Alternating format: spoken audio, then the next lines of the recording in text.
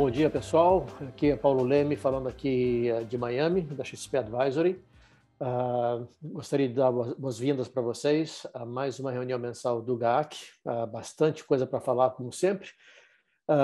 E, como de costume, meus colegas Arthur Wishman, que é o CIO da XP Private e do Brasil também, e o Thiago Faveri, aqui em Miami comigo, Head de Investimentos para Mercados Internacionais da XP Advisory Internacional. Então, para não perder tempo, a agenda aqui está esticada, vou aqui compartilhar a tela.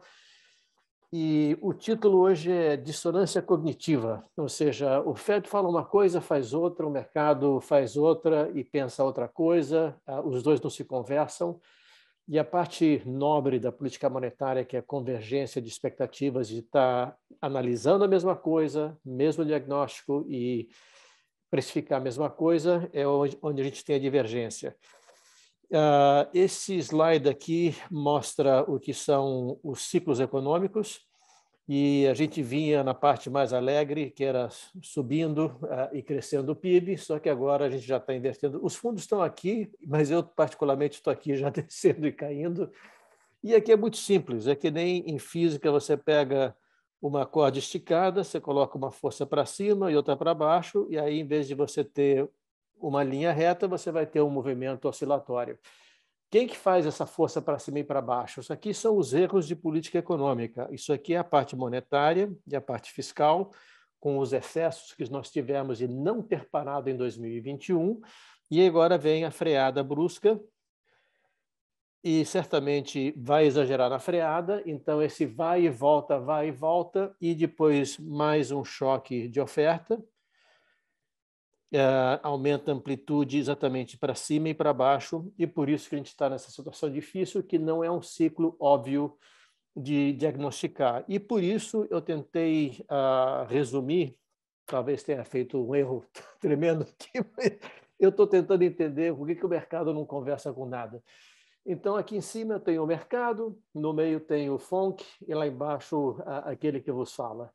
No eixo horizontal, tempo, no eixo vertical, Fed Funds.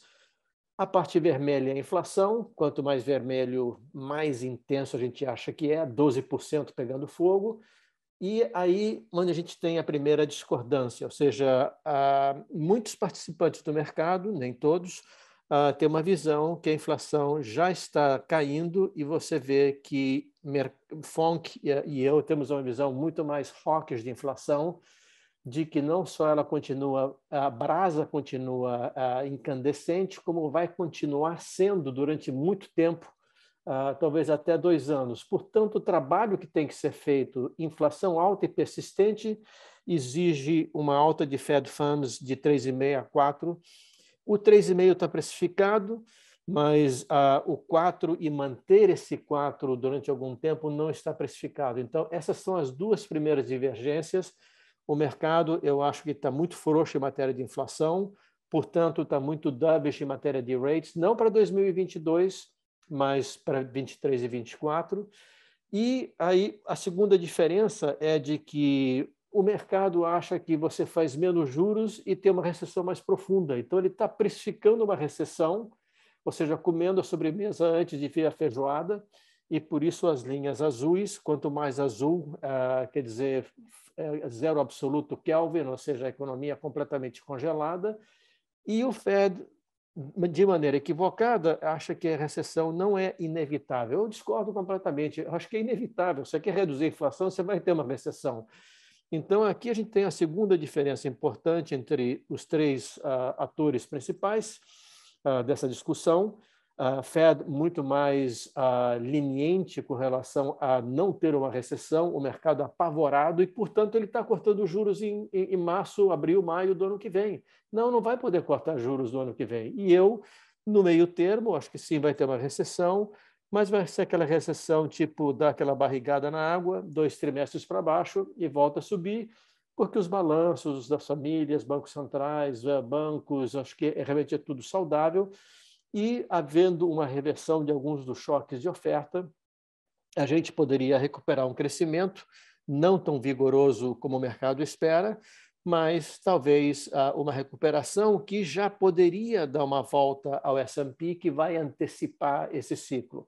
Então, quando você vê os juros, o mercado sobe menos o ciclo de juros do que eu acho que vai ocorrer e começa a cortar mais cedo do que eu acho que vai ocorrer.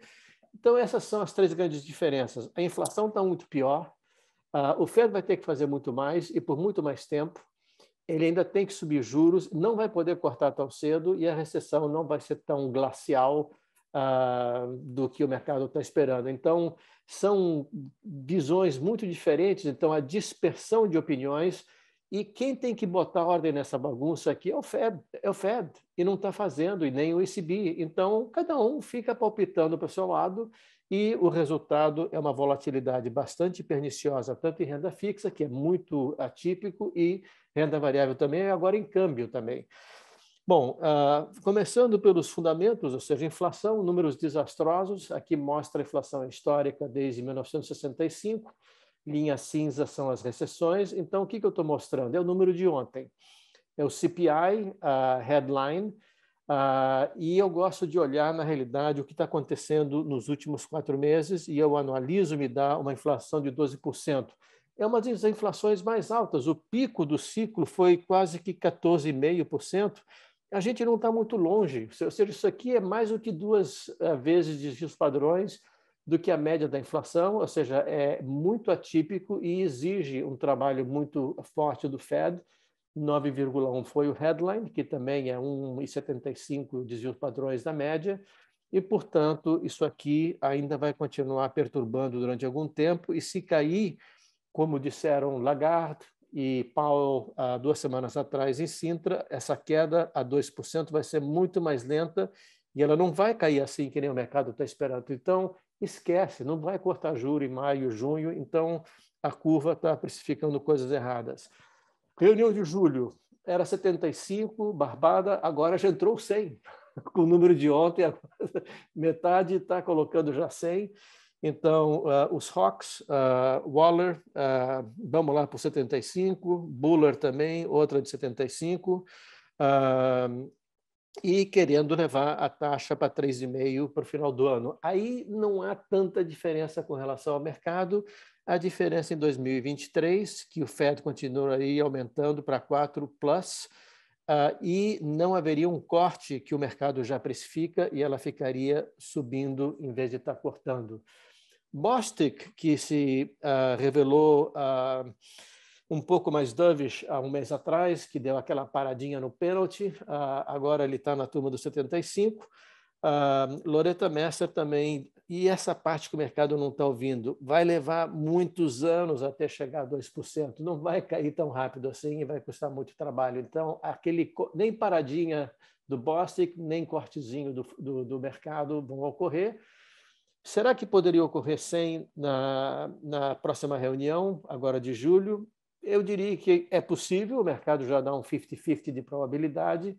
Eu acho que seria mais outro erro do Fed. Eu prefiro persistência, mantém 75, depois algumas de 50. É melhor fazer previsível, em vez de ficar sendo hiperreativo, e com isso você só aumenta a volatilidade. Não descarto 100, eu acho pouco provável, 75 é de bom tamanho, desde que você continue com algumas de 50 e 25 para levar para 4+ a taxa terminal.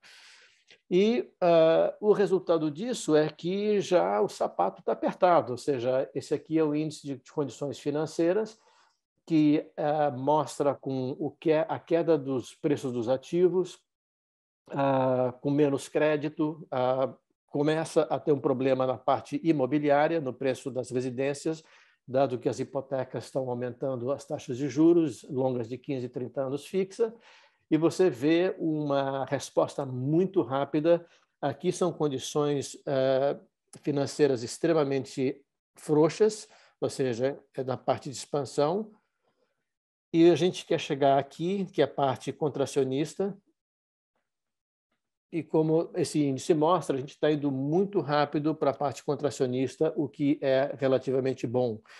e já começa a ver o estrago na parte de atividade, ou seja, a outra diferença que eu tenho, essa recessão vai chegar muito mais cedo do que o mercado espera, porque além de você estar deslocando a demanda para a esquerda e para baixo, contraindo a demanda com o aperto da política monetária, você tem a oferta agregada que é inelástica, eu acho que o Arthur vai elaborar mais nesses pontos, e com isso vem muito mais rápido ainda este ano, pode ser quarto trimestre para o primeiro do ano que vem, mas você já vê no indicador que vai sair na sexta-feira a nova versão do Fed de Atlanta, que já está prevendo uma mudança de uma expansão de 2,5% no trimestre anterior por uma contração de 1,2% para esse trimestre, e já com a parte de acumulação de estoques, a parte de investimentos residenciais sofrendo, consumo também arrefecendo, especialmente da parte de duráveis, menos serviços. Mas, enfim, você vê toda a parte de demanda agregada já contraindo, oferta também inelástica. Então, você tem tudo combinado com o aperto das condições financeiras, que eu acho que você pode ter uma normalização e uma recessão mais rápida. Mas não é o que os números mostram, ou seja, quando você vê, e eu acho que a Goldman é uma das casas mais bearish em matéria de crescimento. Aliás, ontem também saiu a declaração para o G20 do FMI, com projeções de crescimento muito mais bullish, tanto para os Estados Unidos como a Europa, como também para o mundo.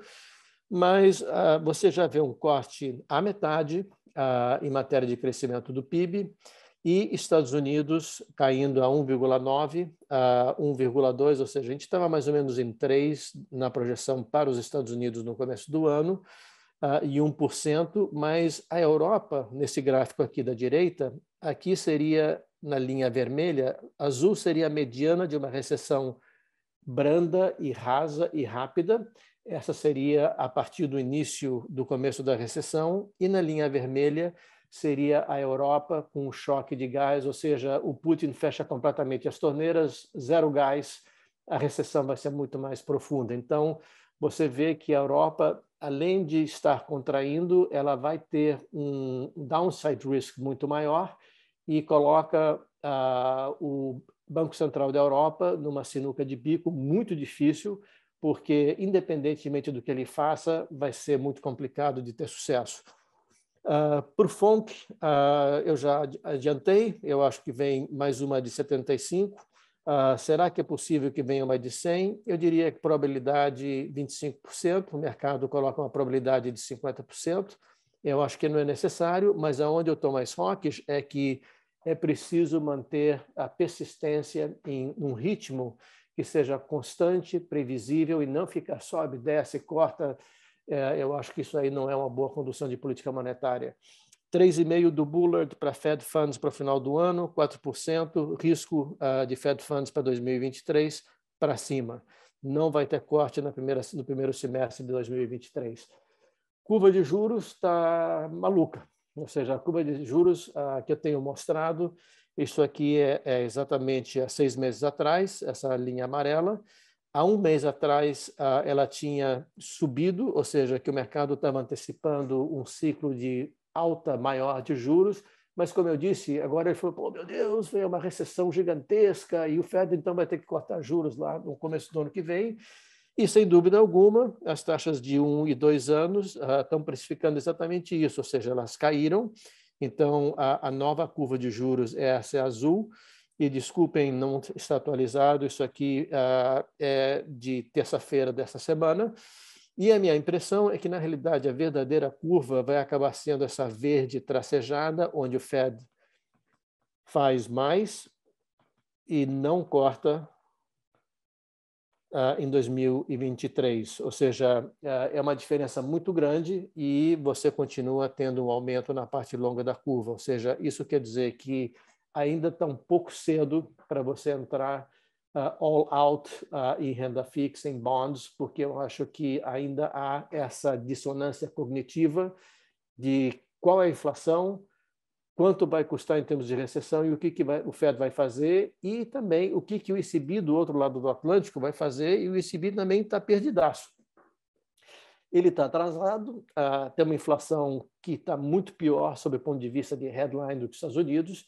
Obviamente, vão ter que fazer um aperto monetário, só que alguém do lado direito da Europa está cortando o fornecimento de gás, e isso pode não só aumentar o headline inflation, como também pode ser altamente contracionista, como eu mostrei anteriormente. Então, você tem um dilema muito mais grave do que nos Estados Unidos, que o ECB tem que entrar para reduzir essa inflação, como Andrew Bailey, do Banco Central da Inglaterra, disse muito bem em Sintra 2 semanas atrás. Temos que combater os efeitos de segunda ordem. Sim, é headline, mas ele contamina a core, tem que combater para poder segurar as expectativas. Então, eu acho que na próxima reunião, agora em julho, vai ter um lift-off de 25, mas aquele lift-off gradual and very opportunistic. Então, eu não sei se na próxima vai ser 50, se vai ser 2,50, eu acho que deveria ser 2,50 seguidos, mas eu diria que a relutância e o medo com o downside risk devido à parte de choque de oferta de gás natural, pode ser que o ECB termine com uma taxa de juros muito próxima à neutra, ou seja, mais para 1,75. Eu acho que ele deveria ir para 2, 2,5, deveria ser a taxa terminal ideal para o ECB, acima da neutra. Mas ele tem o problema do choque de oferta e da recessão muito mais profunda. Então, como ele vai lidar com isso? Vai dar uma paradinha lá bóstica ou não? Não sei. Mas, igual aos Estados Unidos, inclusive muito mais preocupados com a recessão, você vê que a curva, mesmo antes do ECB começar a fazer o trabalho, que ele já está atrasado um ano, mas a curva vinha precificando uma normalização, a curva de Bunds vinha subindo, os yields vinham subindo, e ele deu essa queda, uma vez que as torneiras de gás parecem que não vão estar abertas durante o inverno. Então, isso começa a precificar que o ECB não vai poder ser tão assertivo quanto ele tem que ser para combater a inflação. Bom, então o que nós temos é uma falta de sincronização, e aqui esse é um outro tema muito importante, ou seja, uma economia global indo para uma recessão, cada uma em um ritmo completamente diferente, muito mais grave na Europa, China também lutando para poder voltar a acelerar a economia, Estados Unidos desacelerando, indo para uma recessão, mas com um outlook melhor de crescimento, e os bancos centrais, cada um fazendo uma coisa diferente. Ontem, o Banco Central do Canadá ensinou, falando em inglês, "This is how it's done". Ou seja, galera, 100 basis points na cara de todo mundo, e eu acho que essa divergência de reposições cíclicas de PIB e divergência de política monetária não dá outra, ou seja, dá uma confusão no mercado de câmbio que, depois de estar extremamente boring nos últimos 2 anos, muita atividade, muita volatilidade cambial, e com dólar que agora já está caro, mas ele vai continuar a se valorizar no modelo mais simples de câmbio flutuante, que é, sim, ele está sobrevalorizado em relação a essas duas moedas em termos reais efetivos, uma cesta ponderada de moedas, mas 4 fatores continuam sendo dólar bullish. Primeiro, o que faz a interest rate parity? Você tem um diferencial de juros muito mais favorável a dólar, então é no-brainer. Você pode shortear o euro, você carrega o negativo, você toma emprestado na Europa, short o euro, investe nos Estados Unidos numa taxa mais alta, então você está exposto. Se você não sobe taxa de juros, que nem o Roberto Campos fez, agora a gente está muito menos vulnerável no Brasil a ser o funding currency, ou ser short, o euro está basicamente exposto. Então, juros favorecem os Estados Unidos, a posição cíclica relativa, PIB vai sofrer, mais menos do que a Europa. A contração da oferta monetária já está ocorrendo nos Estados Unidos devido ao quantitative tightening e aumento de juros, não está ocorrendo na Europa, então há um excesso de oferta monetária maior. E, por último, você tem um risco de gás natural, e, portanto, eu acho que, infelizmente, para o euro, ou muito bom para quem vai de férias esse ano para a Europa, vai estar muito mais barato. E o resultado é isso, ou seja, é uma mudança assim, absolutamente espetacular, com uma desvalorização do euro de quase que 8%, 15% do ien japonês, Aqui também eu coloquei o índice de XY. Então, você vê a tendência do dólar forte contra as moedas mais importantes. Commodities. Então, aqui que também existe uma briga entre a demanda e a oferta. Então, o problema aqui de petróleo, por exemplo, e gás natural é que a oferta é inelástica. E, ao mesmo tempo, agora você está preocupado com a recessão. Então, você vai ter um shift de demanda para baixo. Então, o mercado começou a exagerar e eu acho que teve, como se chama, ele começou a se desfazer de maneira preventiva posições, que eu diria, queima de posições, especialmente na parte de energia, de maneira prematura, que eu acho que o problema ainda de oferta de energéticos é inelástica. Ontem até o CEO da Chevron estava dizendo exatamente isso, os preços vão voltar a continuar a subir de petróleo, de gás natural. Então, eu acho que talvez na parte mais de metais industriais, sim, para baixo, cobre, minério de ferro, mas eu acho que essa tendência de queda talvez não seja tão profunda ou a energia segure e faça uma barrigada aqui.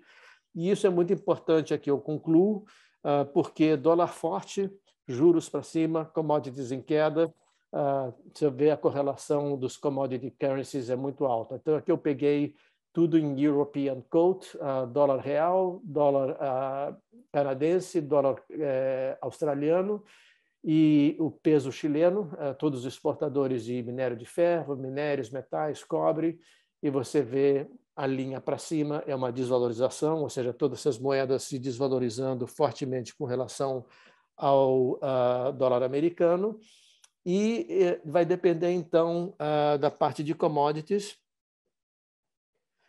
para poder arrefecer essa tendência de desvalorização ou talvez revertê-la. E eu termino com um comentário muito rápido. Bom, e o real? Bom, a favor, eu acho que você tem um carrego punitivo de você shortear o real, não é exatamente, e te queima em 48 horas, você já está fritando na frigideira, então, se você vai ir short real, você tem que acertar em 48 horas, uma semana, 2 semanas, e ele está barato em termos de fundamentos. Então, não é uma moeda que, tipicamente, o cara que vai fazer um funding ou um short não é exatamente o melhor lugar para brincar com essa moeda. Então, a gente está defendido pelo Banco Central com uma taxa de juros muito alta. Em contra, eu acho que você tem a deterioração dos termos de troca, ou seja, a queda do preço de minério de ferro e de minérios em geral, incerteza política e, por último, o afrouxamento fiscal. Mas eu diria que, no geral, vai ser muito difícil ganhar do dólar, e eu estaria long dólar em geral no mundo como um todo. E é isso, e eu passo agora a palavra para o Arthur. Obrigado. Obrigado, Paulo. Obrigado a todos aí pela presença. Bom, vamos começar falando um pouquinho. A apresentação hoje vai ficar um pouquinho longa. Deixa eu ver se eu consigo colocá-la aqui em modo apresentação.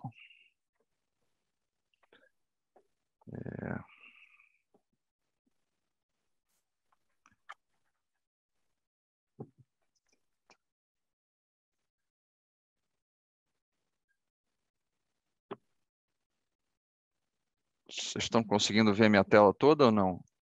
Ainda não. Ainda não. Vai ali no visualizar. Estou aqui. Pronto. Agora foi? Não, ainda tem a barra lá em cima. Vai ali em cima no visualizar. Aí. Modo tela cheia. Opa, pronto. Agora foi. Então vamos lá, gente. A gente vai passar por bastante coisa agora. A gente vai elaborar um pouco em algumas coisas que o Paulo já falou. Vamos falar de por que a gente está tendo o pior início de ano dos últimos 48 anos, né? A gente vai trazer aqui uma teoria que acho que é uma teoria que, poxa, nos ajuda bastante a tentar entender isso, que é a teoria das expectativas adaptativas do Andrew Lo, lá do MIT, né? A gente vai discutir, poxa, a inflação é de demanda ou de oferta, como o Paulo falou, né? Uma visão que vem do próprio Banco Central norte-americano, que vem do próprio Fed, né? Para quem todos nós olhamos com muito detalhe o mercado de ações, né? Mas o que está acontecendo no mercado de moedas é ordens de magnitude mais interessantes e ordens de magnitude mais volátil do que está acontecendo no mercado de ações. Então, a gente vai olhar com um pouquinho mais de detalhe no que está acontecendo nessa divergência de política monetária, o que isso está causando no mercado de moedas. E vou terminar com um tema polêmico aqui, cara, criptoativos. Se me cortarem na parte 5 da palestra aqui, foi o Paulo, tá? Então, assim, se me cortarem na parte 5 da palestra, foi o Paulo, mas eu não vou entrar no mérito de valuation de criptoativos, eu vou só oferecer uma visão diferente que acho que nos agrega mais um ângulo para a gente olhar, entendeu? Criptoativos é outra forma da gente olhar ativos alternativos, tá? Gente, assim, vamos lá, vamos direto ao bode na sala, né? O pior início dos últimos 48 anos. A gente destruiu nos primeiros 6 meses desse ano 15 trilhões e meio de dólares. Poxa, você fala assim, poxa, Arthur, mas a gente já não teve anos muito ruins? 2008 não foi pior? Sim, 2008 foi pior. Primeiro, a crise foi ao longo do segundo semestre, mas não é essa a maior diferença. A maior diferença é que todas as crises que a gente teve, se você olhar o gráfico da esquerda, que é o gráfico da performance da renda fixa, né? Todas as crises que a gente teve profundas nos últimos 50 anos foram crises deflacionárias. O que isso quer dizer? Que o mercado de ações caiu um monte, mas o mercado de renda fixa ia bem, né? Então, o Fed cortava os juros, então o teu portfólio 60-40, né? Suas ações caíam, sua renda fixa ia bem, então você não tinha essa destruição de riqueza, entendeu? Dessa magnitude. Assim, em termos financeiros, o que você está dizendo é que a correlação de retornos de renda fixa e renda variável era negativa. Agora você está dizendo o seguinte, olha, as duas coisas estão caindo juntas, né? O hedge dos portfólios, é por isso que os portfólios 60-40 não funcionaram, porque eles foram desenhados para lidar com a crise mais comum, que foi a crise que a gente viu nos últimos 50 anos, que era uma crise de desinflação. Era a desaceleração da economia, o Fed corta os juros, os bonds performam bem, suas ações caem, seu portfólio está equilibrado, né? O que a gente está tendo agora é uma crise puramente é um exagero, mas é uma crise inflacionária, de natureza inflacionária. Dessa forma, a destruição do valor, tanto em ações quanto em bonds, é gigante. Quando você olha aqui, isso aqui é uma forma complicada de ver a coisa, eu peço desculpa, mas não tem forma muito simples, né? A correlação entre renda fixa e bonds, né? Entre renda variável e bonds, né? Entre ações e bonds, ela mudou ao longo do tempo, né? Antigamente você tinha, poxa, os juros caía, né? A renda fixa, renda variável ia bem. Agora o que você está tendo é que os bonds estão caindo, as ações estão caindo, e isso faz com que você tenha portfólios que tem um vetor de risco só, que é esse vetor inflacionário. Esse vetor inflacionário está muito alto, logo a destruição de valor tem sido gigante, né? Então, assim, essa é o que explica o que a gente está o que a gente viveu nesses primeiros 6 meses. A questão é, daqui para frente, o que a gente vai viver, né? E eu acho que o que ajuda a gente, esse livro aqui é espetacular, eu recomendo para todo mundo, do Andrew Lo, tá? De expectativa adaptativa, tá?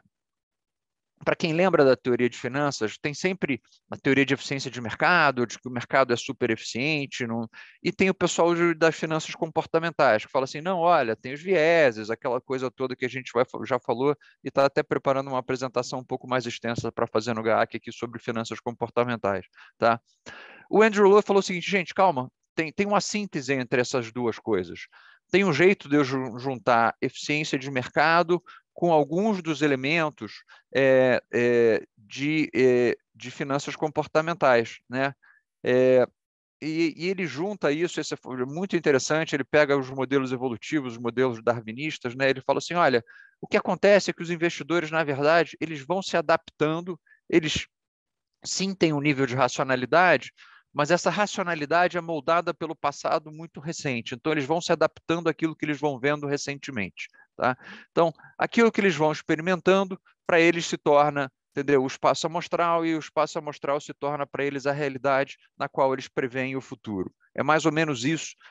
E aí você cria umas heurísticas. Heurística é regra de decisão, em português claro, assim. E você cria regras de decisão simples para você gerir seu portfólio. E qual a regra de decisão simples para gerir o portfólio? Gente, isso aqui é os juros nos últimos... desde a década de 70 nos Estados Unidos. A regra de decisão simples, isso quem me falou foi o gestor de um dos maiores portfólios de renda fixa dos Estados Unidos. Ele falou, cara, você só teve um trade, você só teve um tipo de ação até essa crise inflacionária agora do Covid, que era, olha, faz o seguinte, caiu, compra, entendeu? Era só isso, era só buy the dips, entendeu? Não tem discussão. Você teve 40 anos nos quais os investidores foram compensados pelo preço dos bonds caiu, vai lá e compra. Ou seja, a taxa de juros subiu um pouquinho, vai lá e aposta que ela vai cair de novo. E ela caiu durante quase 40 anos. Então, 40 anos de um fenômeno acontecendo exatamente da mesma forma, você criou uma geração inteira de investidores que tem no seu DNA essa crença, essa expectativa adaptativa de que, olha, poxa, é só o juro subir que eu vou apostar de novo que ele vai cair logo, porque vai acontecer alguma coisa e o Fed vai cortar os juros, o Fed vai entrar em pânico.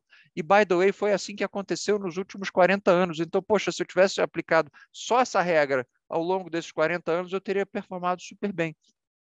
Né? Então, assim, e o que a gente está vendo agora, pelo que vocês viram, pelo que o Paulo mostrou, pelo que a gente está mostrando, é que essa regra muito provavelmente não se aplica a partir de agora, né?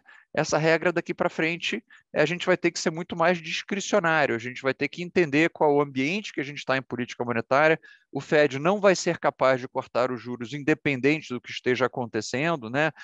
Lembra, poxa, aparecia uma crise lá fora, era o Fed cortava os juros, era a famosa put do Bernanke, depois veio a put da Yellen, a gente criou várias expressões para descrever esse mesmo fenômeno, né?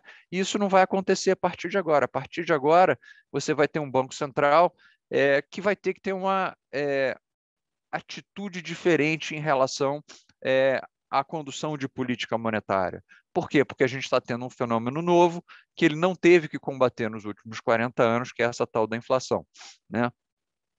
Isso faz com que a incerteza no mercado de juros continue. Gente, o que a gente tem visto no mercado de juros é surreal de termos de volatilidade, né? Sai um dia um dado, você vê o mercado caindo 20 bases, depois ele sobe 50 bases, depois ele vai para 3,5, volta para 2,90, e sai um número super forte de inflação, a curva inteira de juros vai para baixo. O mundo está completamente maluco. Isso reflete na volatilidade. Isso aqui é volatilidade de renda fixa. Todo mundo está acostumado a olhar a volatilidade de renda variável, né? Entendeu? O VIX. Dá uma olhada na volatilidade de renda fixa. O que está acontecendo no mercado de renda fixa, em termos de volatilidade, é ordens de magnitude mais complexo do que está acontecendo no mercado de renda variável, né? Então, quando você olha para isso, você fala assim, poxa, os investidores não têm a menor ideia de como precificar um ativo de renda fixa, por isso que esse negócio está chacoalhando da forma como ele está chacoalhando, né? E o que explica isso? O que explica essa dúvida? Poxa, mas não tem um bando de gente inteligente tentando entender esse problema? Por que essas pessoas não conseguem chegar a uma conclusão em relação tanta gente inteligente, tanto capital intelectual sendo aplicado para entender esse problema? Por que a gente não consegue chegar a uma conclusão sobre o que está acontecendo, né? E o mercado fica oscilando entre recessão agora, né? Para quem lembra, na semana passada, segunda foi feriado, terça-feira o mercado abriu caindo 2%, porque com certeza a economia já ia estar em recessão, ele fechou quase no 0 a 0. Aí depois veio um dado de inflação, o juro sobe, entendeu? Por outro lado, você tem o mercado de trabalho e renda ok, com ressalvas. Acho que a gente já tem uns crackzinhos aparecendo no mercado de trabalho, mas ainda assim, essencialmente um mercado de trabalho saudável, né? E o que explica essa confusão que a gente está vivendo agora, né? O que explica essa confusão é que a gente está vendo dois fenômenos ao mesmo tempo que se confundem e que têm efeitos que às vezes se anulam, às vezes se somam, dependendo da dimensão que você esteja olhando, que é a reversão de alguns dos choques de oferta e problemas de demanda, né? Os dois diminuem um pouco as pressões inflacionárias, mas o primeiro é positivo para a atividade econômica, então a turma fala, não vai ter recessão, fica tranquilo, enquanto o segundo é bem negativo para a atividade econômica. Vamos olhar aqui um economês chato durante 2 segundos, né? Quer dizer, o que é reversão do choque de oferta, né? Esse gráfico aqui na direita, você ter, olha, a oferta estava aqui, agora a gente está expandindo um pouco a oferta, a gente voltar a religar as fábricas, voltar, a gente vai mostrar um pouquinho alguns dos indicadores que apontam nessa direção, né? Mesmo, entendeu, o fluxo de hidrocarboneto, esse tipo de coisa. E o que é a característica da reversão de um choque de oferta? Ele é desinflacionário, porque ele aumenta a quantidade ofertada, e ele é expansivo para a atividade econômica. Então, poxa, ele é positivo para a atividade econômica e ele é desinflacionário. Só que, ao mesmo tempo, agora, a gente já está começando a ter os elementos de um choque de demanda, que é o que o Fed está fazendo para subir os juros, é para conter a demanda agregada. E aí, quando você tem um choque de demanda agregada, você tem a demanda agregada vindo daqui para cá, você também continua sendo desinflacionário sob esse ponto de vista, só que aí é negativo para o PIB, né? Então o mercado fica olhando para essas coisas, fala, poxa, eu tenho um vetor desinflacionário, mas tem um vetor que faz com que o PIB expanda, mas tem um vetor que faz com que o PIB contraia, e aí você fica nessa volatilidade, e essas coisas estão acontecendo exatamente ao mesmo tempo. Quem lembra da aula de macroeconomia 1, os gráficos mais complicados eram aqueles gráficos quando você começava a mexer curva de oferta agregada e demanda agregada toda ao mesmo tempo, né? E aí a resultante em preço e quantidade era sempre difícil de você determinar. É exatamente nisso que o mercado está se prendendo e no qual o mercado está tropeçando. Tá? Reversão dos choques de oferta, gente. Olha, é inegável, a gente já teve uma melhora, entendeu, no complexo de commodities, né? O CRB aqui, isso aqui a gente pegou com dado de terça, ele melhorou, ou seja, caiu mais ainda desde terça para cá, né? O petróleo está em $94 o barril, $95 o barril. Você tem uma reversão importante. O trigo, vamos lá, alimentos, né? Assim, já caíram em torno de 20% do pico, né? Então, você está tendo uma reversão dos choques de oferta. Você está tendo um começo, de novo, está muito longe do normal. Está muito, só para ficar muito claro, não estou dizendo que aqui que os choques de oferta sumiram e que a gente vai viver num mundo normal daqui para frente. Mas a gente está vivendo num mundo menos anormal. Talvez seja essa forma de definir o problema. Semicondutores, que foi o grande vilão da falta de qualquer coisa, né? Pô, se não tinha iPhone, se não tinha Toyota Corolla, é porque faltava um chipzinho desse tamanho, entendeu? Que normalmente é produzido ou na Coreia ou em Taiwan, né? Quando você olha os estoques de chips na Coreia, eles estão subindo, né? Eles estão altos, não é altos, eles estão subindo, né? Então isso significa que você está tendo uma normalização da oferta. Significa que, poxa, a Toyota não vai poder chegar para a gente e dizer, olha, não consegui fazer o Toyota Corolla porque faltou um chip. O chip está lá na Coreia, é só ir lá comprar. Então, assim, um segundo fator de reversão de choque de oferta, ou um segundo fator que te indica uma certa reversão do choque de oferta, né? Outro indicador, né?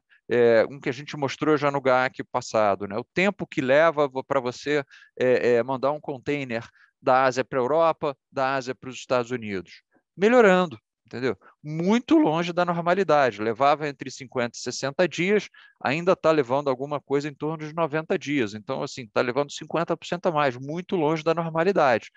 Mas já melhorou aí uns 20, 30 dias, né? Então, a gente já está indo na direção correta nesse sentido. Então, por esse lado, o mundo da oferta está te ajudando um pouco, tá? Por outro lado, o lado da demanda. E aí aqui a gente vai olhar só o mercado de trabalho. Gente, o mercado de trabalho continua aquecido. Ah, mas Arthur, se você olhar a microestrutura do mercado de trabalho, ele começa a olhar, entendeu? Jobless claims, ele começa a ter uns tiques para cima e tal. Mas, gente, como diriam os ingleses, a prova está no pudim, né? Quando você olha um mercado de trabalho que gera 372 mil postos de trabalho, como ele gerou em junho, né? Aí você fala assim, ah, não, mas isso aí não é representativo, isso aí é um dado antigo. E um dado em um mercado de trabalho que ainda tem que dar um reajuste de 5,1% no salário, entendeu? É um mercado de trabalho que não parece estar excessivamente fraco, né? Então, um mercado de trabalho que ainda mostra uma certa força, o que faz com que a gente acredite que, poxa, se você tem geração de emprego e essa geração de emprego está sendo feita a um salário maior, você vai ter renda. Se você tem renda ou alguma coisa muito esquisita acontece com a taxa de poupança, ou então você vai ter consumo, né? E se você tiver consumo, você continua tendo as pressões de demanda, que é justamente aquilo que o Fed tenta combater, né?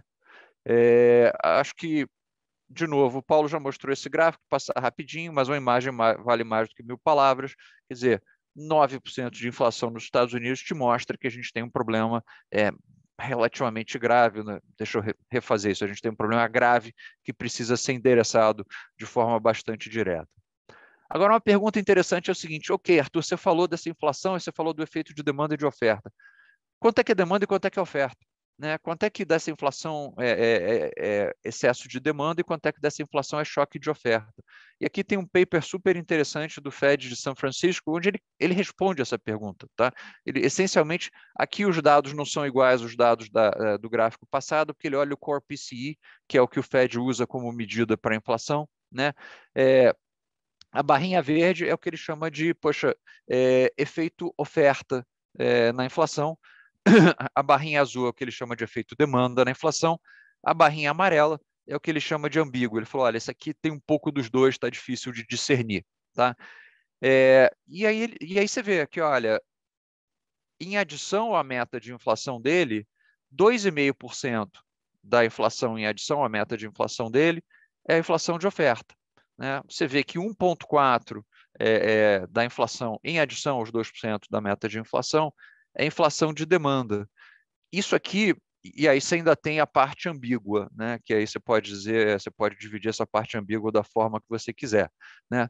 Mas isso mostra aqui, matematicamente, o ponto do Paulo, que resolve todos os problemas de oferta, zera esse 2,5%, ainda assim você termina com a inflação que é 1,4% acima da meta do Banco Central. Ou seja, você precisa inexoravelmente endereçar os problemas de excesso de demanda, né? Ou de inflação gerada por demanda. Está aqui a prova. Então, assim, mesmo que a gente esteja num mundo bastante, digamos assim, favorável do ponto de vista da reversão dos choques de oferta, e existe uma séria discussão se isso é verdade ou não, né?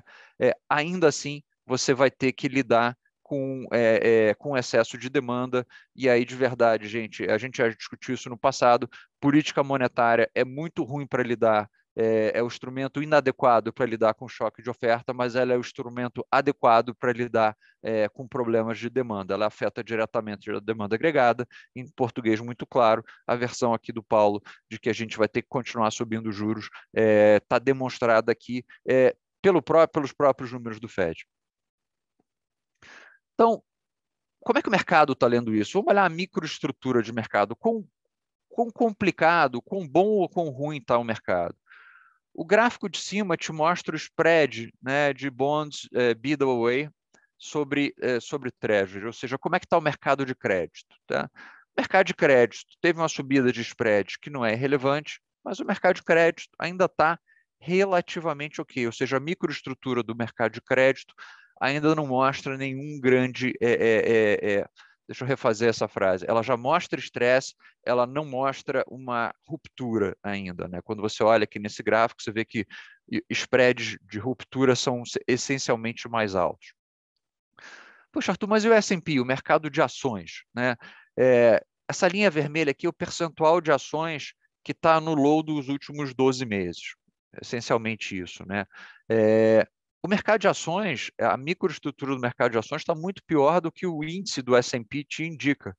Poxa, Arthur, mas o S&P já caiu um monte. É verdade, mas ele teria caído muito mais ainda se você fizer um S&P equal weighted, né? Se você não pegar o peso das ações grandes que caíram menos do que a média, o S&P equal weighted está bem pior ainda. Por quê? Porque a ação mediana no S&P já está no low das últimas 52 semanas, ou seja, você tem metade do S&P no low de 52 semanas, no low de um ano, ou seja, dentro da microestrutura do S&P, o fato de você ter ações muito grandes ainda não tendo caído tanto, dá uma certa disfarçada. A microestrutura de mercado já mostra que o mercado está pior que isso. Tá? E o que está funcionando nesse mercado? Gente, duration curto, tanto para renda fixa quanto para renda variável. Né? Isso aqui é a performance de ações que pagam dividendos contra ações que não pagam dividendos. Né? Então, de verdade, o mercado está tomando uma atitude que é uma atitude plenamente compreensível, né, que é o playbook de inflação, de trade com inflação, que o Paulo Gittes fala sempre para vocês, que é o seguinte, olha, na dúvida, eu pego quem gera caixa e quem retorna esse caixa para mim no curto prazo. É tão simples quanto isso, tá? E você vê que essa é a estrutura que tem remunerado mais os investidores ao longo do tempo, tá? E aí, passando para o Paulo, para essa dinâmica que a gente acha engraçada, né? O mercado ele deu um pulo, né? Ele deu um pulo do ponto de vista, ele oscila. Para quem vê essa volatilidade que a gente vê todo dia, né? Um dia o S&P abre caindo 2%, termina no 0 a 0, no outro dia ele abre subindo 1, termina caindo 2, os juros abrem entendeu? A 2,90 termina a 3,10, aí vem um lado de inflação, ele começa a 3,15, depois termina a 2,90. É porque o mercado ficou oscilando e é uma coisa curiosa que ele está indo de inflação para recessão, ele está indo do A para o C sem passar para o B. Poxa, e o impacto do lucro nas empresas? A gente já viu que uma recessão tem um impacto de lucro nas empresas. O lucro das empresas é uma coisa que começa, entendeu, a sinalizar uma desaceleração mais forte na atividade econômica. Você pode até dizer, Arthur, hoje o resultado dos bancos, saiu JP Morgan e Morgan Stanley, estão começando a te sinalizar o B. Então o mercado vai entender que ele vai ter que passar do A para o B para o C, ele não vai só poder ir do A para o C, né? Pular aquela parte dura de ter que reconhecer que o lucro das empresas vai ter que cair bastante, né? Isso significa que a gente está no fim daquilo que a gente chamou de Goldilocks Economy. Esse é um termo que era usado na década de 2000, né, para dizer que, olha, a economia está num novo, não era nem num novo equilíbrio, ela tem uma nova dinâmica. Ela é uma economia que não oscila muito. A gente conseguiu domar as oscilações econômicas. Existia essa teoria ali antes da crise de 2008, né? Por quê? Porque você tinha uma economia que nem oscilava muito para cima nem para baixo, a inflação não saía muito do lugar, ficava tudo tranquilo, que a gente chamava de Goldilocks Economy, que é uma economia nem muito aquecida, nem uma economia muito fria, né? E o que a gente tem que ter agora para que o mercado performe bem, e a gente acha que isso é bem difícil de acontecer, é que o mercado navegue num canal bastante estreito entre, não, tá forte, entendeu? Poxa, o mercado de trabalho continua gerando emprego, esse emprego está sendo remunerado com salários altos, que significa que vai ter consumo, que significa que a inflação continua alta, e do outro lado, não pode também ter uma recessão muito profunda, porque se você tiver uma recessão muito profunda, o número de lucro do S&P está muito errado, se o número de lucro do S&P está muito errado, ele precisa de um ajuste. Então, assim, para que o mundo de ativos funcione, ele precisa caminhar, ele precisa navegar nesse canal, que é um canal relativamente estreito, não é uma coisa fácil de fazer, tá, gente? Então vamos falar aqui um pouco mais, talvez o mercado mais interessante, é interessante no sentido chinês da coisa, né? Quer dizer, que é uma praga que o chinês pode te rogar, que você vive em tempos interessantes. Os mercados mais interessantes recentemente têm sido os mercados de moeda, não têm sido os mercados de renda variável, apesar de não faltar emoção nos mercados de renda variável também, tá? Na Europa, a gente está voltando a discutir aquilo que foi chamado do pecado original do euro, que é você ter uma política monetária comum sem ter uma política fiscal comum, né? O que isso implica, né? Vamos lembrar o seguinte, o euro, só pular aqui assim, o Paulo vai lembrar disso.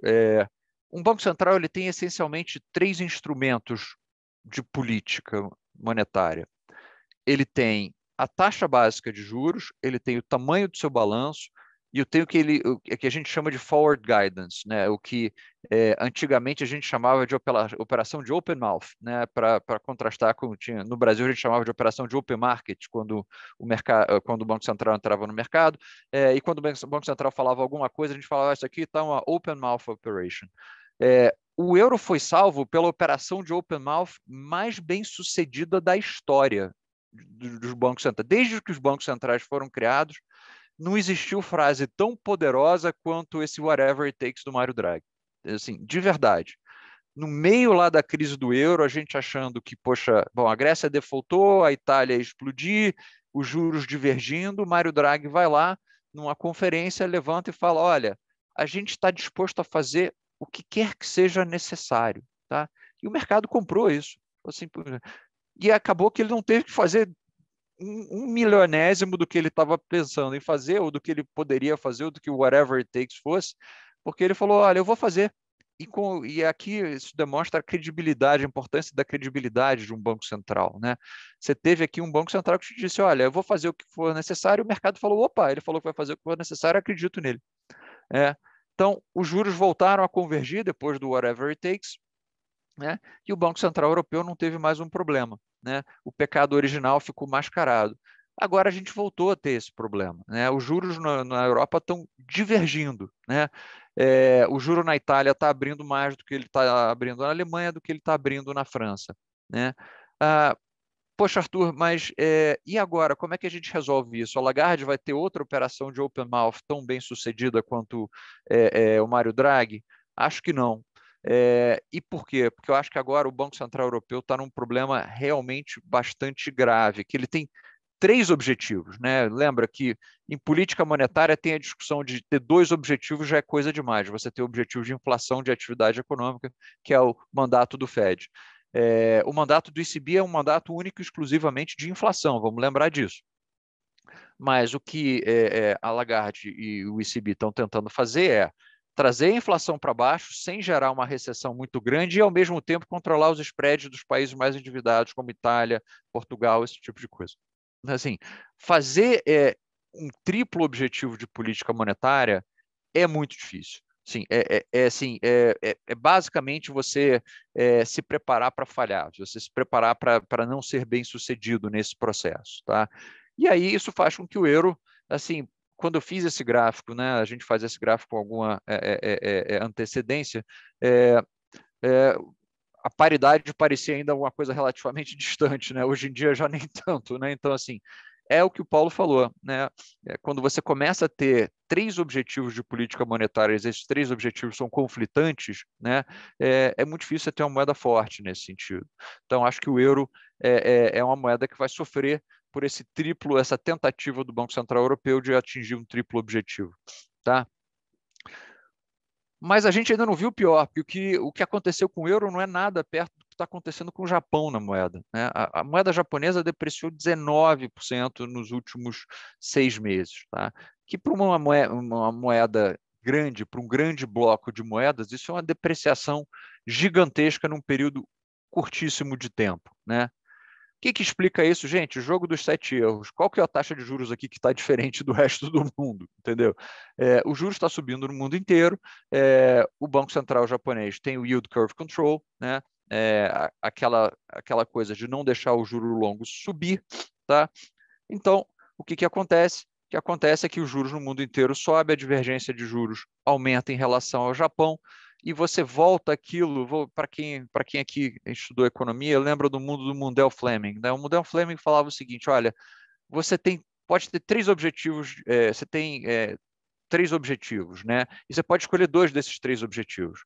Você pode ter uma conta de capital aberta, você pode ter uma taxa de câmbio flexível, ou você pode ter uma política monetária autônoma, ou controlar sua política monetária. Você pode escolher 2 desses 3 objetivos, você não pode ter os 3 ao mesmo tempo, certo? Então, o que o Banco Central japonês está te dizendo? Olha, eu não fechei a conta de capital, eu tô travando a taxa de juros. Qual é a variável de ajuste? O ien. Não tem jeito, né? O ien foi 20%, o Kuroda não tem outra alternativa, né? Aí você fala, tudo bem, a moeda deprecia, câmbio flutuante assim mesmo. O problema é que está custando para burro, né? Assim, já teve semanas nos quais o BOJ teve que comprar 81 bilhões de dólares de JGB, né? Está começando a ficar cara essa conta, né? Assim, de verdade. Quando você começa a ter que gastar, entendeu?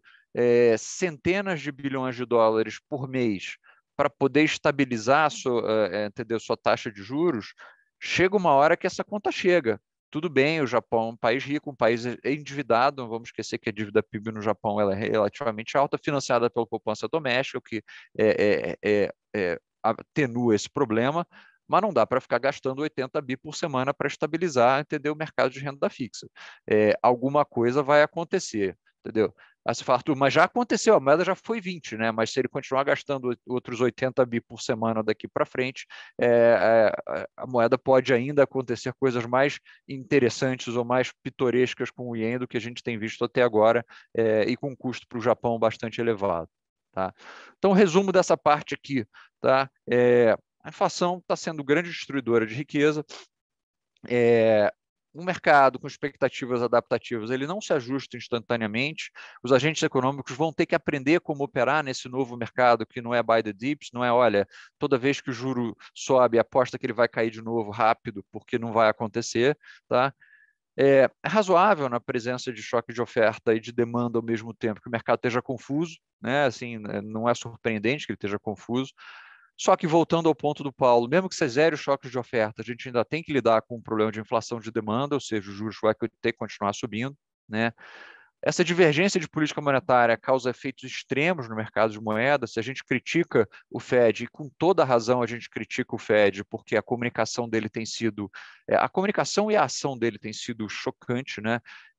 Aqui fica uma crítica que essa eu acho que é, entendeu, inegável.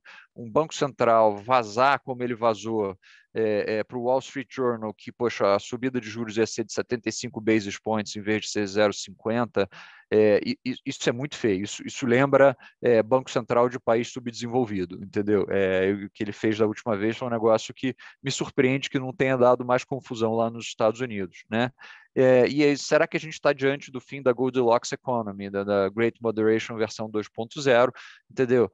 Eu acho que sim, eu acho que a gente vai ter um mercado, não significa que isso seja ruim, mas é um mercado que é um pouco mais volátil do ponto de vista das suas grandes variáveis macroeconômicas. Tá? Entrar na parte de criptoativos, e se eu cair foi o Paulo que me derrubou. Vamos lá.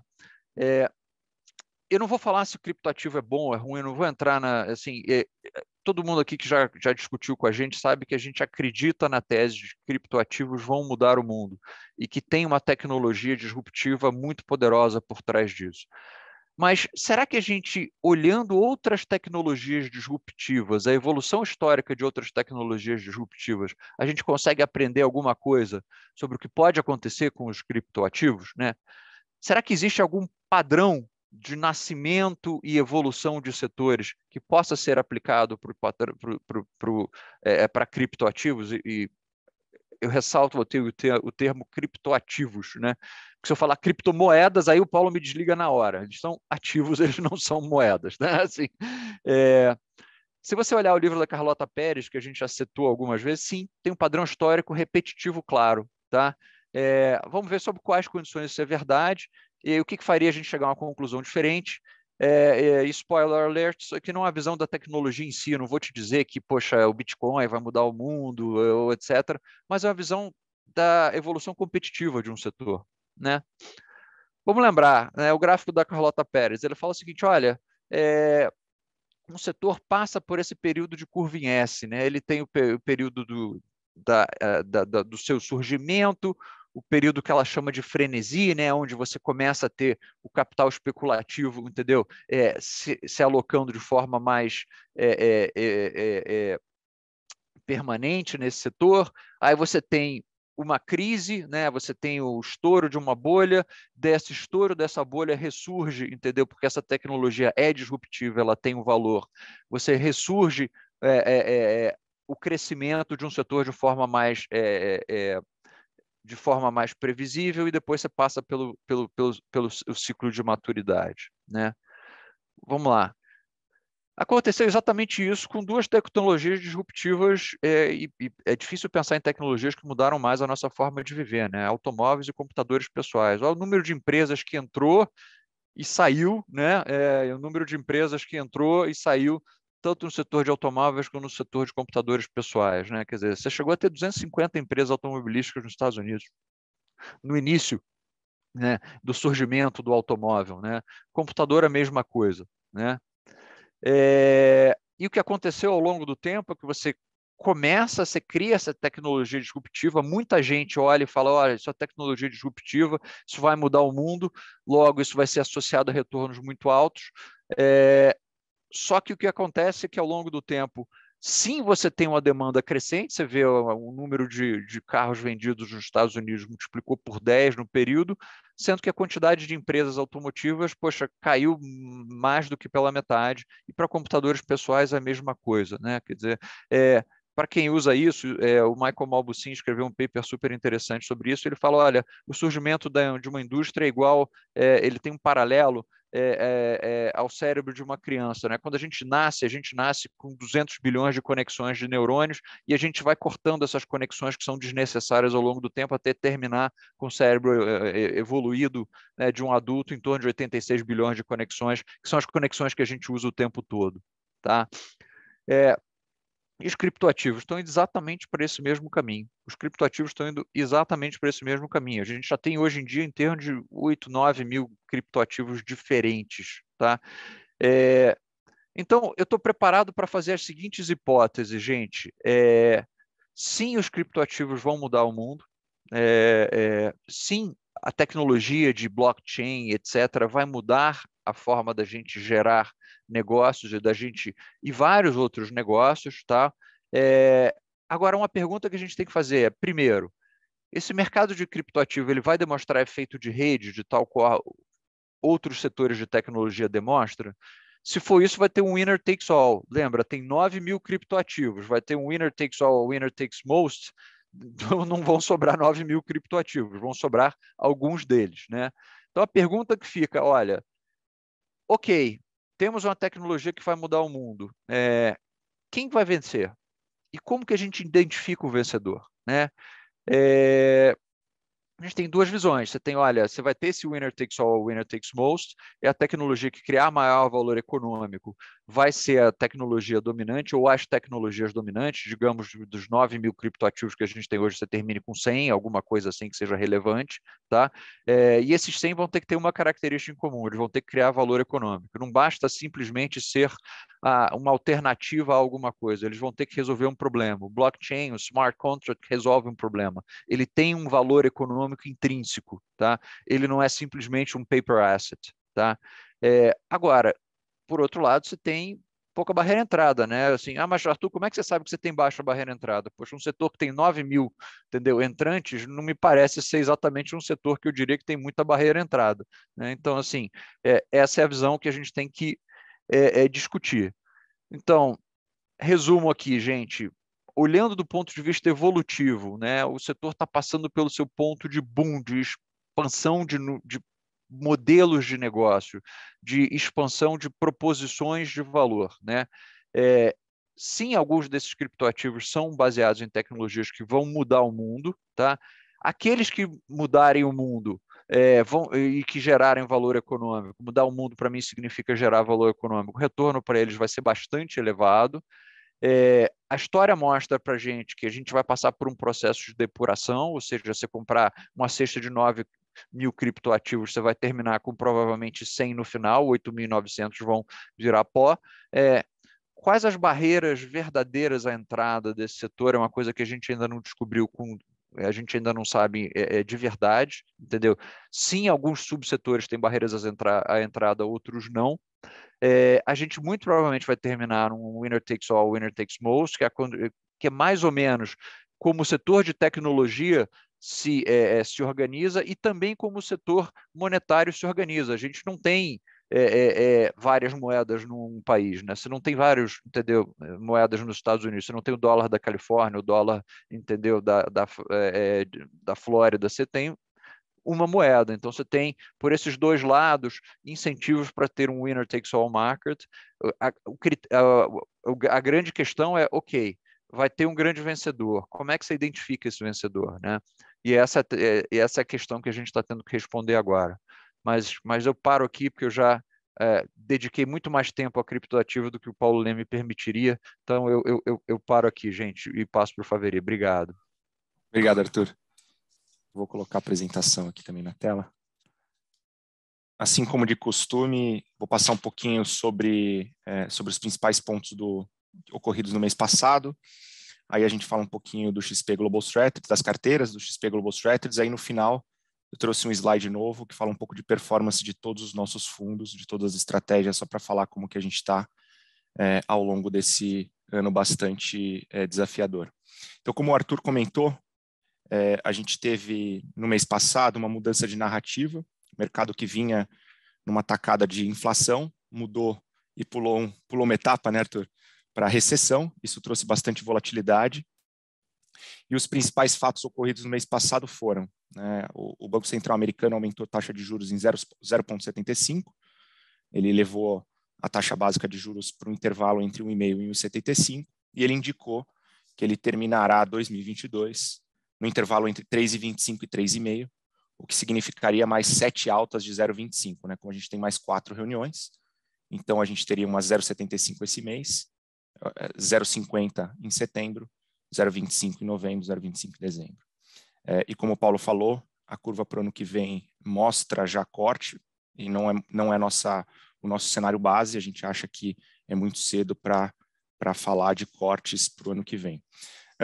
O segundo ponto do mês passado que acho que merece uma atenção é com relação à inflação, que atingiu 8,6% no mês passado anualizado, foi o maior patamar desde 1981. Esse mês, os dados que saíram mais recentemente também mostram uma alta ainda maior.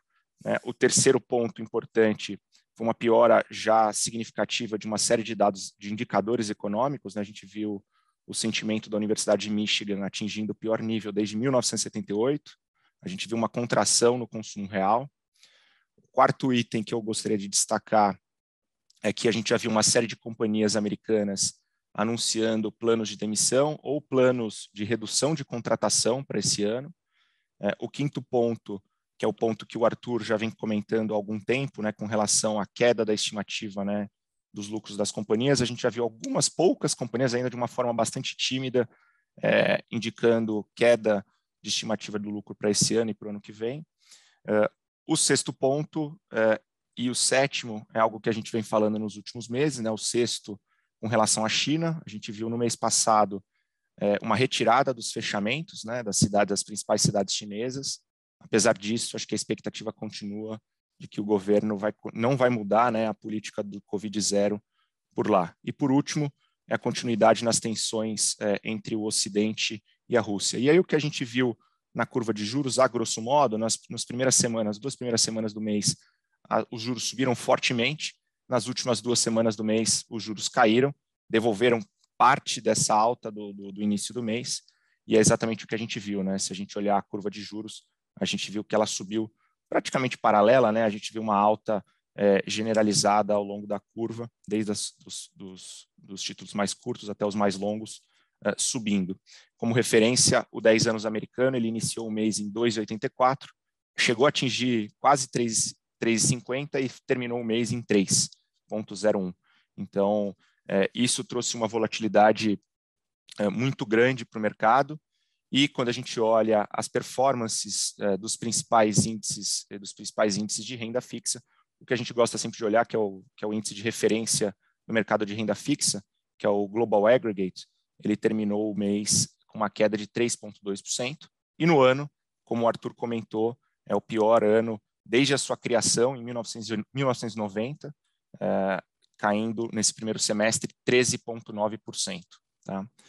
Quando a gente muda para a renda variável, acho que não foi muito diferente, né? Acho que essa mudança de narrativa para a recessão trouxe uma volatilidade ainda maior. A gente viu o principal índice de renda variável global, o MSCI, que inclui todos os países, caindo 8,6% no mês passado e 20,9% no ano. E essa queda do ano, ela representa o pior início de um ano desde 1987, que foi quando foi criado o índice. Tá? Quando a gente olha para o S&P e para a Nasdaq, no ano a gente tem a pior performance do S&P desde 1970, no primeiro semestre, e a pior performance da Nasdaq desde 2002. Então foram índices também que caíram bastante. No mês passado a gente viu o S&P caindo cerca de... agora me perdi aqui. O S&P estava caindo no mês passado 8,4%, um pouquinho menos do que o índice global, né? E no ano o S&P caindo um pouquinho, também muito próximo, um pouquinho menos do que o índice global, 20,6%. E o destaque positivo do mês passado foram as bolsas asiáticas, né? A gente viu China e Hong Kong performando muito bem no mês, e no ano destaque ainda para Chile e Brasil, bolsas mais atreladas ao ambiente de commodities, como o Paulo comentou. Quando a gente olha a performance, e aqui eu sempre trago o S&P só como referência, para a gente falar um pouquinho de performance setorial. No mês passado, a gente viu, em função dessa mudança de narrativa, né, para a recessão, a gente viu o mercado correndo, entre aspas, para a segurança e vendendo aqueles setores mais cíclicos, né? Então, a gente viu o setor de saúde, bens de consumo e utilidade pública, que são setores mais previsíveis, com uma performance melhor, ainda assim negativa, mas com uma performance melhor no relativo contra os setores mais cíclicos, por exemplo, como o setor de energia, materiais e o setor financeiro. No ano, o setor de energia ainda é disparado a melhor performance, dado a todo o movimento que a gente tem visto, principalmente do petróleo. Quando a gente olha as nossas carteiras, lembrando a todos que a gente tem 4 modelos, né, e a gente gosta de dizer que o modelo ele é o ponto de partida para a customização do portfólio de todos os nossos clientes. A gente, olhando o segundo, né, que é o perfil moderado, a gente fez algumas mudanças ao longo do mês passado, a gente aumentou o caixa, e esse aumento de caixa ele veio em detrimento da zeragem em floating rate, em pós-fixado. A gente também zerou a nossa exposição a mercados emergentes, a gente reduziu pela metade a exposição em high yield, e aqui a indicação é exatamente a mesma para essas 3 estratégias, tá? No final do dia, a gente acredita que com esse ambiente mais desafiador e com uma potencial recessão acontecendo até antes do que a gente originalmente imaginava, os spreads de crédito podem aumentar, e isso seria prejudicial para essas 3 estratégias. Por outro lado, a gente aumentou a nossa posição de ativos com grau de investimento, com prazo médio de vencimento de 7,5 anos, que está nessa linha de Global Aggregate, tá? E a gente manteve a nossa exposição em ativos de curto prazo.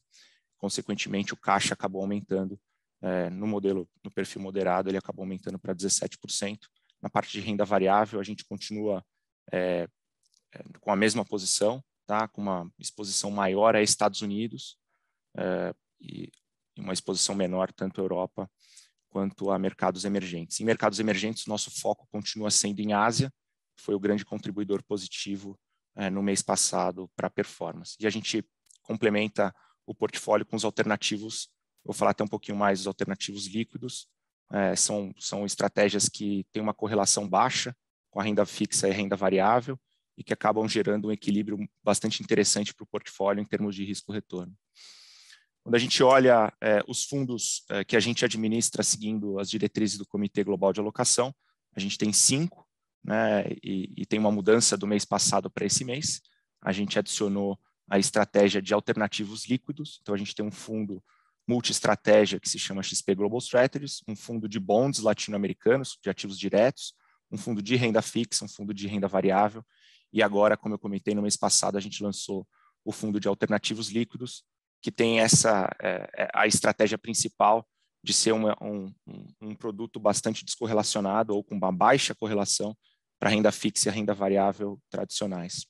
Falando um pouquinho mais do XP Global Strategies, que acho que é o nosso carro-chefe, em termos de exposição, a gente continua com uma exposição maior a Estados Unidos, seguido de Brasil, principalmente para bondes curtos, né, na parte de renda fixa, que a gente tem mantido uma exposição a alguns títulos curtos que a gente acredita que entregam um retorno mais interessante e são, inclusive, uma alternativa ao caixa, tá? Seguido de Colômbia, China e Reino Unido. Quando a gente olha para a parte de renda fixa, que é a principal exposição do portfólio, hoje a gente tem cerca de 49% do portfólio em renda fixa, mas é um portfólio bastante curto prazo, tá? Então, a gente ainda tem um prazo de vencimento muito curto, né, de 2,5 anos, e um duration médio de 1,9. A gente está aos poucos, e conforme, e seguindo um pouco do que o Paulo falou, né, conforme as taxas de juros vão subindo, a gente deve ir trocando um pouco desse short duration, desses títulos de curto prazo, para títulos com prazo de vencimento um pouquinho mais longo, mas com uma qualidade de crédito muito boa, que isso ajudaria a gente, entre aspas, a nos proteger desse ambiente de recessão, obviamente, lá na frente, quando as taxas de juros fecharem, né, quando elas caírem, a gente estaria bastante melhor exposto para se aproveitar desse movimento das curvas de juros. Olhando a nossa estratégia de renda variável, a gente tem quase 34%, como eu comentei, um foco grande em Estados Unidos. Quando a gente olha a exposição setorial e de estilos, é uma estratégia, é um portfólio bastante diversificado, tanto em setores quanto em estilos, tá? E aí, para finalizar, como eu comentei, a gente tem as nossas estratégias de alternativos líquidos. No final do mês passado, a gente ainda tinha 4 estratégias de eventos corporativos, paridade de risco, imobiliário e tendências. E para esse início de mês, no mês que vem vocês vão ver, a gente fez algumas alterações, a gente adicionou algumas estratégias em linha com o que a gente está fazendo no nosso fundo de alternativos líquidos, tá? Falando de performance, como a gente comentou, né, o ano tem sido um ano bastante desafiador, com o principal índice de renda variável caindo 20,9%, o principal índice de renda variável global caindo 20,9%, o principal índice de renda fixa global caindo 13,9%, e o fundo, que é um fundo que tem renda fixa, que tem renda variável e que tem alternativos, caindo 11,2% até o final do mês passado. Obviamente que a gente não gosta de ter uma performance negativa, ninguém está feliz com uma performance negativa, mas acho que a gente vem fazendo um trabalho bastante interessante e muito bem feito no relativo, principalmente quando a gente se compara com os índices de referência e também com os nossos concorrentes. Tá? Então, para o mês passado, os principais contribuidores de performance, como eu comentei, foram as estratégias de Ásia emergente e também a estratégia de renda fixa com grau de investimento que a gente vem aumentando. No ano, a principal contribuidor positivo são os investimentos alternativos, que também incluem as operações de opções que a gente fez e também operação de futuro de taxa de juros, que a gente também já fechou, e a gente fechou com um ganho interessante, e também essa estratégia que a gente adicionou mais recentemente de renda fixa com grau de investimento.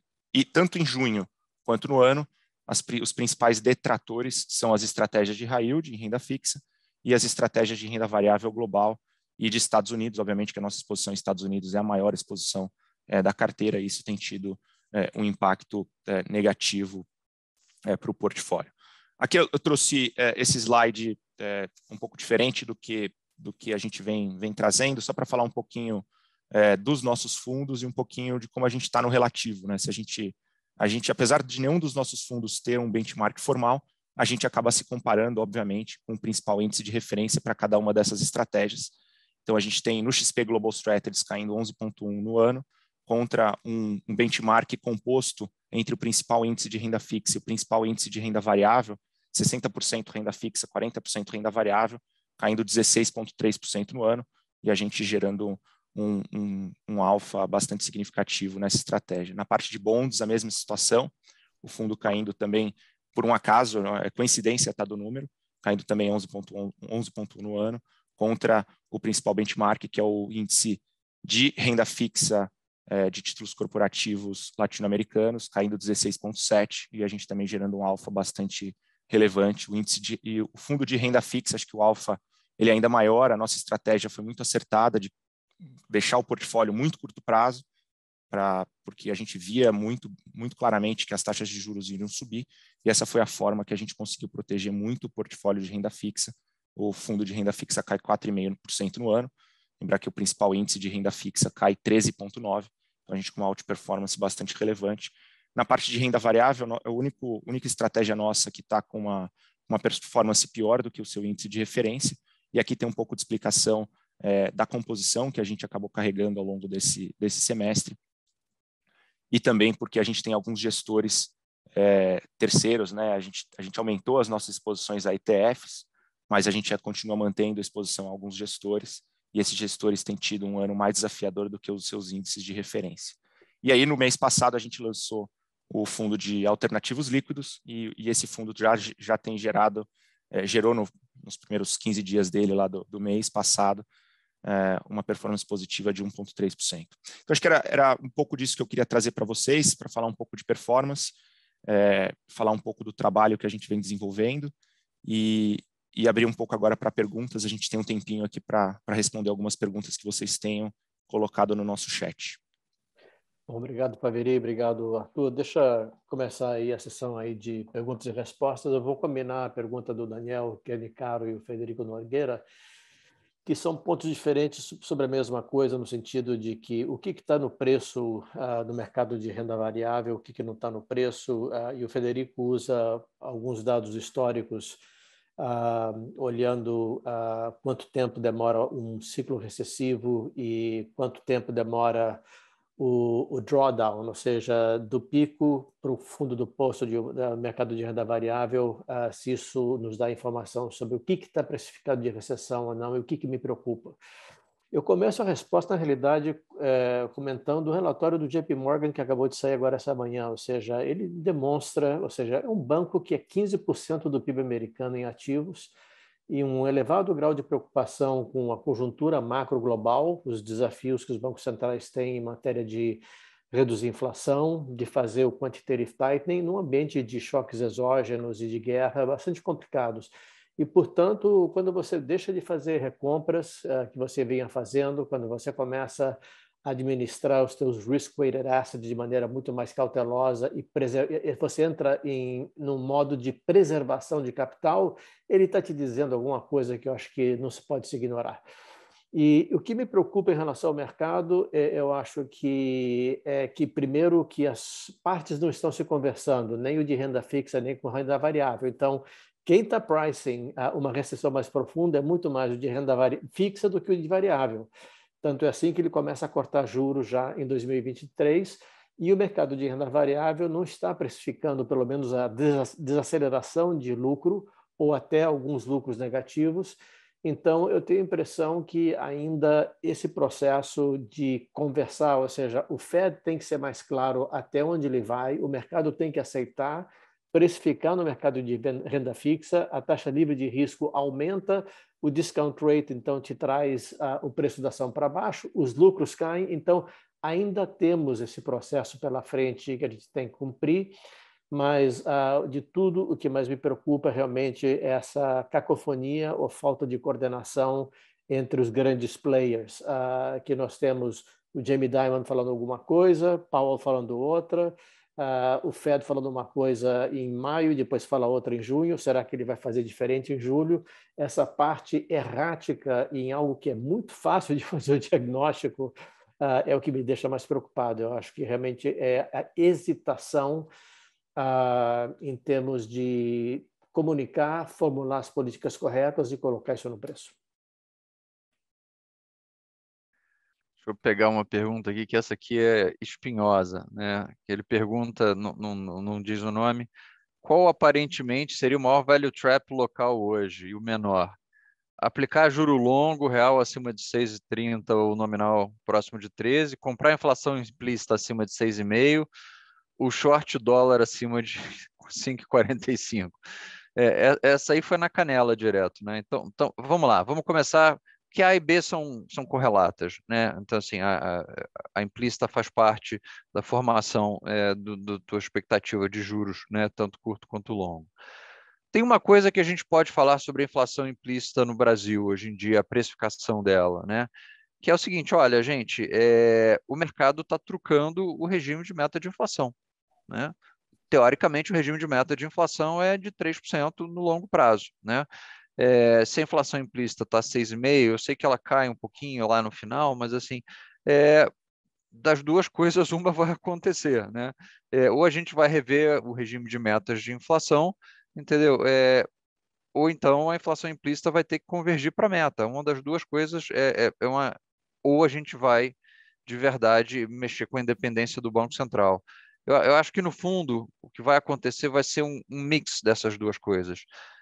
Não, a gente não vai deixar de ter um Banco Central independente, só que, poxa, a convergência da inflação para a meta vai ser, como o próprio Banco Central já falou, ele já está começando a trazer devagarzinho nos comunicados, né, 2024, né, estamos começando aí a olhar, está começando a olhar 2023, 2024, ou seja, ele está começando a dizer, olha, a gente vai alongar esse período de convergência da inflação para a meta, e quando você alonga esse período de convergência de inflação para a meta, aí você fica assim, com implícitas relativamente altas durante algum tempo, tá? Mas 6,5 já tem bastante prêmio. O câmbio, poxa, como falou o Paulo, olha, no mundo de dólar forte, commodity fraco, entendeu? O real é uma moeda, entendeu? Relativamente óbvia nesse sentido. Em termos de valuation, o real é caro? Não, não é caro. Ele não é caro, mas os vetores que estão agindo contra são vetores muito poderosos, que é o vetor de, poxa, juros global subindo, e o vetor de commodities caindo. Então, assim, acho que o real você vai ter essa discussão ainda durante algum tempo. No longuíssimo prazo, assim, no longuíssimo prazo, não é uma moeda cara. Não acho que seja uma moeda cara fundamentalmente com base nos seus fundamentos. Agora, aí, em que pese o fato que nós temos um pequeno evento, né, de pequena relevância chamado eleição presidencial em outubro, que pode fazer com que todas essas contas se alterem muito rapidamente. Deixa eu pegar uma pergunta aqui do Marcos e do Rogério, que olharam aquela tabela que eu mostrei de previsões de PIB para 2022 e 2023, Estados Unidos versus Europa, e chamou a atenção de que a Europa para 2022 saía melhor na foto do que os Estados Unidos. Eu acho, na realidade, que as duas projeções, e para ambos os anos, 2022 e 2023, para mim, estão erradas. Eu daria uma ponderação maior para o gráfico e não a tabela, de mostrar que, dependendo do grau do choque de gás natural, obviamente a recessão vai ser muito mais profunda e duradoura na Europa do que nos Estados Unidos. Então, eu concordo com ambos vocês. Eu diria que o cenário de crescimento é muito mais desfavorável para a Europa, e aquelas projeções, na minha opinião, teriam que ser: primeiro, os níveis estão errados, tem que estar muito mais abaixo. Número 2, a ordem está trocada. Estados Unidos melhor em termos de posição cíclica relativa acima da Europa. Deixa eu pegar uma pergunta do Marcelo aqui, que é uma pergunta interessante. Ele fala assim, olha, o próprio nível de inflação não deve fazer grande parte do trabalho de reduzir a demanda, não sendo necessário o Fed subir tanto os juros? Acho que ficou claro aqui, Marcelo, que a gente não está falando, e o cenário do Paulo não é um cenário de uma subida, entendeu, não linear de juros. A gente não está falando de juros a 6, alguma coisa assim. Mas não, a inflação ela não é um fenômeno que se extingue por si só, muito pelo contrário. Ela não é um fenômeno de reversão à média, ela é um fenômeno que tem um acelerador. Se você não fizer nada, e se você só disser, olha, vamos deixar a inflação corroer a renda das pessoas, aí você começa a trigar os mecanismos de indexação informal na economia, as pessoas vão reagir à sua perda de renda real, demandando aumento de salário, as empresas demandando aumento de preço, e aí você triga a inércia inflacionária. Isso aqui no Brasil a gente é PhD, a gente conhece muito bem isso. Então, não dá simplesmente para só deixar a inflação reduzir o consumo em termos reais e não subir os juros. Você tem que ter a credibilidade dos bancos centrais ancorando as expectativas de inflação, ou seja, as pessoas dizendo, olha, eu não posso demandar aumentos de preço ou aumento de salário para sempre, porque em algum momento tem um banco central lá crível e a inflação vai convergir. Se você não fizer isso e deixar a inflação correr solta, ela tem um acelerador, não um desacelerador. Aqui tem uma pergunta do Gustavo sobre ouro, se ele poderia ter uma boa performance nos próximos meses por conta da recessão. Na realidade, a minha visão é diferente. Eu acho que quando você está num ciclo do aumento de taxa de juros e elas querem ir em direção à taxa real, especialmente nos Estados Unidos, não na Europa, carrego negativo mata commodities, e especialmente o ouro. Agora, dito isso, não seria por uma recessão, mas os dois casos em que ele poderia performar melhor seria, primeiro, num caso de um surto inflacionário maior e mais duradouro, e, obviamente, para mim está comprovado que, se você quer um hedge, ouro seria melhor para a inflação do que Bitcoin. E, número 2, risco geopolítico, como ficou muito claro em fevereiro e março, quando o ouro conseguiu ter uma performance, inclusive, para território positivo. Mas eu diria que, num ambiente de taxa de juros tudo mais constante, se não for por mais inflação ou um risco geopolítico, a performance vai sofrer. Eu só adicionaria uma coisa, é isso mesmo, entendeu? O ouro vai sofrer no curto prazo, porque o custo de carrego vai pesar, né? Você vai ter uma alternativa que rende taxa de juros, mas no longo prazo o ouro tem um vetor a seu favor, que é a diversificação de reservas dos bancos centrais. Eu acho que eu apostaria que você vai voltar a ver bancos centrais tendo um pouquinho mais de ouro nas suas reservas, você volta a ter isso aí, mas isso é um fenômeno para muito longo prazo. No curto prazo, o Paulo está completamente coberto de razão. O que domina é o carrego negativo. Aqui tem uma pergunta do Federico, se essa recessão induzida pelo Fed pode gerar uma redução na inflação apenas momentânea, dado que você tem problemas de choque de oferta. Esse é o problema dos anos 70, né? E eu não culparia exclusivamente o Fed em termos de recessão induzida, mas eu acho que o cenário é muito complexo e você tem que modelar de maneira adequada, e os bancos centrais eu acho que falharam em não tomar em conta de maneira adequada como modelar os movimentos da oferta agregada e a sua mudança para se tornar mais inelástica. Mas eu acho que essa redução da inflação vai ser momentânea, primeiro, se você realmente tiver um agravamento da parte energética, mas mais importante de tudo, quer dizer, é a dicotomia entre um Arthur Burns, que era stop and go, faz um pouquinho, aí vem recessão, aí solta. Aí, nesse caso, realmente, por isso que eu não acredito nesse corte que a curva de juros precifica no segundo trimestre de 2023, porque se você quer realmente voltar à meta de 2%, e está muito claro que nenhum dos grandes bancos centrais acredita que eles estão próximos à meta nos próximos 3 anos, então você vai ter que ter muito mais juros e, portanto, vai pagar um preço de recessivo muito maior do que isso. Mas o risco de você realmente ter uma redução apenas temporária seria um Banco Central à la 1970 de não aguentar a pressão política, e o custo de desemprego e de recessão vai ser alto, e, ao mesmo tempo, de você realmente não conseguir aguentar realmente o tempo que você precisa ter essas taxas de juros altas. Então, um trabalho mal feito e especialmente complicado pelo quantitative tightening, que vai começar a incomodar a partir do final do ano, ele pode gerar problemas de funding, de liquidez, e ele pode acabar desistindo com medo do mercado não estar funcionando mais. Então, esses são riscos, e eu diria que essa parte do quantitative tightening é tão perigoso quanto a parte de oferta em termos do que estamos pela frente, inclusive até do Jamie Dimon comentando exatamente sobre isso. Arthur, quer pegar a última? Deixa eu pegar aqui a última pergunta, então, do Gustavo Matos, que ele fala que, com relação à China, em um cenário de recessão nos Estados Unidos e Europa, e inflação alta nos mesmos, você acredita que a China, estando na ponta oposta da política monetária, pode ter um desempenho relativo superior aos Estados Unidos e Europa? Eu não sei aqui se você está falando de mercado ou de PIB. Eu acho que de PIB, muito possivelmente, muito provavelmente, tá? Porque, como a gente já falou, a China está tentando reflacionar a sua economia, ou seja, ela está tentando fazer a sua economia reacelerar, com uma ressalva, né? A China ainda tem um problema menos equacionado de Covid. Então, se você tivesse a economia do abre e fecha, abre e fecha, abre e fecha, isso impacta muito diretamente o PIB. Então, isso faz com que qualquer previsão sobre o PIB chinês seja muito mais difícil, porque você tem que fazer alguma previsão sobre a epidemiologia, né? E a gente sabe que tanto o nível de vacinação quanto a efetividade das vacinas chinesas não foram os melhores, né? Então, assim, a gente fica muito refém dessa hipótese epidemiológica, né? Para poder ter uma visão sobre o PIB na China, mas de outra forma você estaria correto.